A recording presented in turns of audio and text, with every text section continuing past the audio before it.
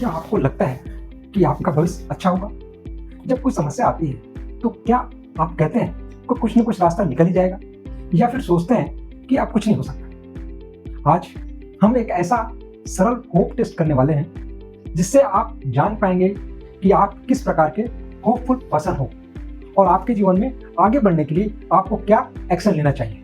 क्योंकि होप केवल एक भावना नहीं, यह एक स्किल है जिसे डेवलप किया जा सकता है। नमस्कार, मैं हूं सेवा। अगर एक पहल आपकी सोच बदल दे तो शायद वही पहल आपकी जिंदगी भी बदल सकती है। Welcome to change comes from within. What is hope? बहुत से लोग होप को केवल पॉजिटिव थिंकिंग समझते हैं, लेकिन साइकोलॉजी के अनुसार होप के दो इंपॉर्टेंट पार्ट हैं। पहला, एजेंसी, यानी मुझे विश्वास है कि मैं अपने लक्ष्य तक पहुंच सकता हूं। It indicates confidence, will power. दूसरा है पाथवेज, यानी मैं लक्ष्य तक पहुंचने के लिए अलग अलग रास्ते खोज सकता हूं। It indicates availability of plan A and to follow plan B if plan A fails, even when follow plan C if plan B fails. यदि इनमें से यानी एजेंसी या पाथवेज में से कोई भी एक कमजोर हो जाए तो होप कम होने लगती है। तो करते हैं अपना सेल्फ असेसमेंट। अपने आप से 5 प्रश्न पूछिए। हर प्रश्न के लिए 1 से 5 अंक दीजिए। 1 मतलब बिल्कुल नहीं, 5 मतलब हमेशा। तो पहला सवाल है, जब कोई योजना असफल हो जाती है तो क्या मैं दूसरा रास्ता खोजने का प्रयास करता हूँ? 1 से 5 नंबर अंक दीजिए। दूसरा सवाल, मुझे विश्वास है कि कठिन परिस्थितियों में भी मैं समाधान निकाल सकता हूँ। सवाल नंबर 3, क्या मैं अपने लक्ष्य लिखता हूँ और उनकी दिशा में छोटे छोटे कदम उठाता हूँ? क्वेश्चन नंबर 4, जब लोग मुझे निराश करते हैं तब भी क्या मैं अपने उद्देश्य पर ध्यान रखता हूँ? क्वेश्चन नंबर 5, क्या मैं अपने पिछले संघर्षों को, स्ट्रगल को याद करके स्वयं को मोटिवेट करता हूं? अपने अंक जोड़िए। यदि आपके अंक 5 से 12 तक आए हैं तो आपके लिए मैसेज है कि आप एक स्ट्रगलिंग होप सीकर हो, यानी उम्मीद की तलाश के लिए संघर्ष करने वाले व्यक्ति। होप सीकर वो इंसान है जो उम्मीद तो बहुत रखता है लेकिन एक्शन बहुत कम लेता है।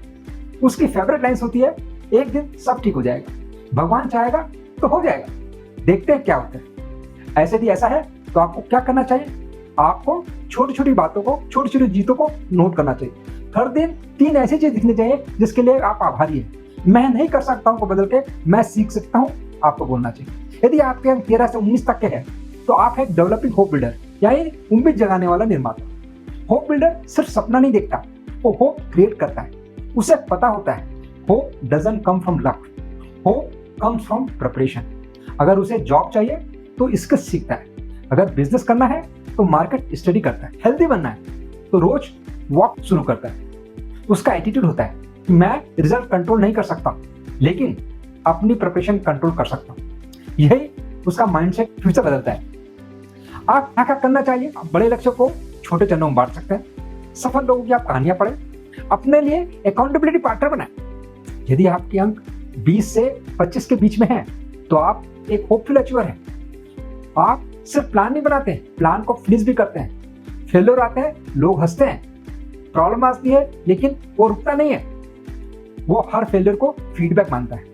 लेकिन सावधान, कभी कभी अत्यधिक आत्मविश्वास, ओवर कॉन्फिडेंस हमें तैयारियों से दूर कर सकता है। आपको क्या करना चाहिए? दूसरों को प्रेरित करना चाहिए, अपनी सीख को साझा करना चाहिए, होप को एक्शन में बदलना चाहिए। कल्पना कीजिए, 2 किसान हैं, दोनों ने बीज बोए।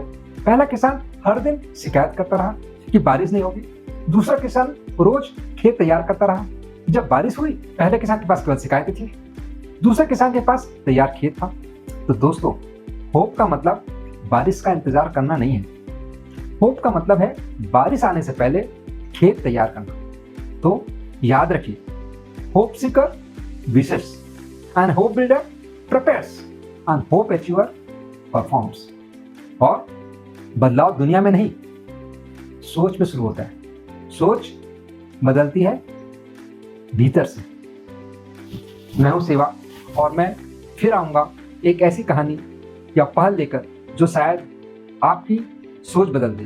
तब तक याद रखिए, change comes from with in. Comment में अपना स्कोर लिखिए। होप सीकर का score, hope builder, hope achiever, और साथ में यह भी लिखिए कि आज मैं होप को एक्शन में बदलने के लिए कौन सा कदम उठाऊंगा। धन्यवाद।